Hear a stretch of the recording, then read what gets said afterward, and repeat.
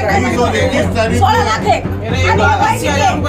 इधर 5 लाख रुपए 2 बजे डाले एफडी के लिए। इधर 20 लाख रुपए भी नहीं चल रहा है यहाँ पे, बैठ के भी नहीं चल रहा है, कुछ नहीं चल रहा। मेरे 20 लाख रुपए है जिंदगी की कमाई।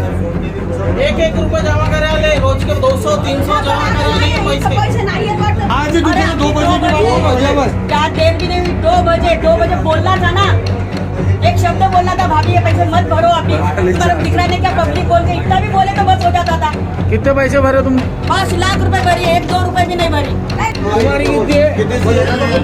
शामिल हुआ समिति का है, मेरे अध्यक्ष के नाम पे, मेरे नाम पे 31 लाख रुपए है एफडी के लिए। और हमारे यहाँ पे शादी आ गई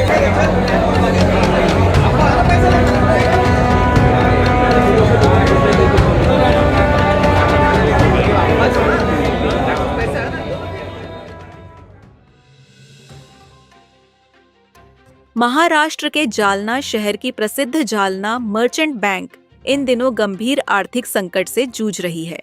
बैंक के सामने यह स्थिति कथित रूप से 54 करोड़ रुपए के गलत कर्ज वितरण के कारण उत्पन्न हुई है, जिससे हजारों खाताधारक, व्यापारी और कर्मचारी चिंतित हैं।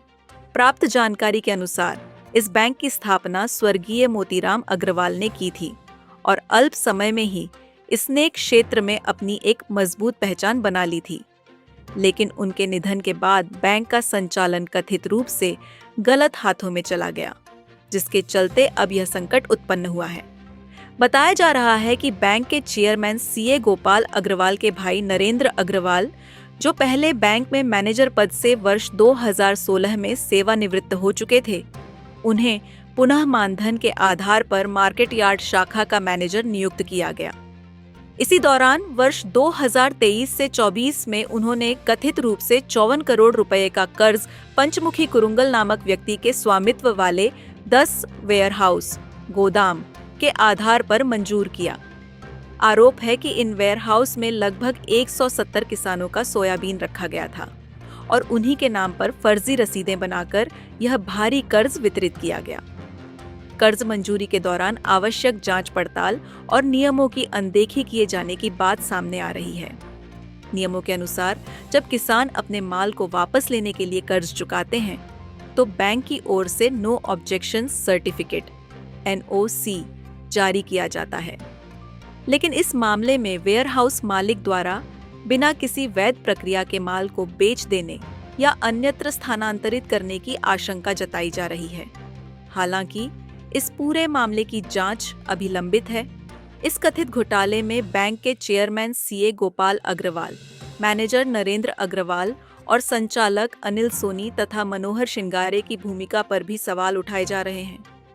मांग की जा रही है कि कर्ज मंजूरी के समय किन किन संचालकों के हस्ताक्षर थे, इसकी जांच कर सभी जिम्मेदार लोगों पर कार्रवाई की जाए और खाताधारकों तथा ठेवीदारों की राशि सुरक्षित की जाए।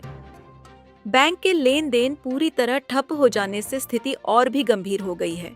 हजारों खाताधारकों में अपनी जमा राशि सोना गिरवी और लॉकर की सुरक्षा को लेकर भय का माहौल बना हुआ है। इसी बीच इस बैंक के डोंबिवली नागरी सहकारी बैंक लिमिटेड में विलय का प्रस्ताव भी सामने आया है। लेकिन जानकारी के अनुसार यह विलय तभी संभव है जब 54 करोड़ रुपए के इस विवादित कर्ज का समाधान हो जाए। बताया जा रहा है कि डोंबिवली बैंक केवल 20 करोड़ रुपए तक की ही जिम्मेदारी लेने को तैयार है, जिससे फिलहाल विलय की प्रक्रिया भी अटक गई है। इस पूरे मामले में बैंक के मुख्य कार्यकारी अधिकारी द्वारा भी किसी प्रकार की स्पष्ट जिम्मेदारी लेने से इनकार किए जाने की बात सामने आ रही है, जिससे खाताधारकों की चिंता और बढ़ गई है।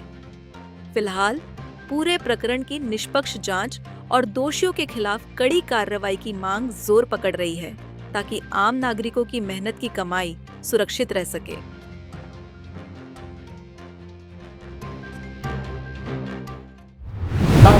सभी में जो पैसे नहीं हुए थे 20 और 21 तारीख को यहाँ पे शादी जालने में, और जालने में हमारी शादी 6 की चोड़ों की है। और ये पैसे हमको लग रहा है हम क्या था ना कि 5 दिन बाकी है शादी को, 10 दिन बहुत हो गए।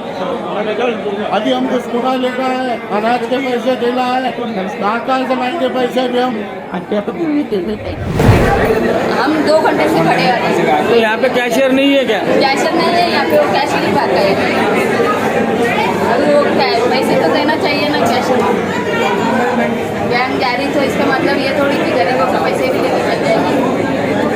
हमारी कोशिश रहती है आपको सच्ची और निष्पक्ष खबरें देने की। अगर आपको हमारा काम पसंद आया हो तो वीडियो को लाइक, शेयर ज़रूर करें और लोक प्रश्न न्यूज़ चैनल को सब्सक्राइब करना ना भूलें।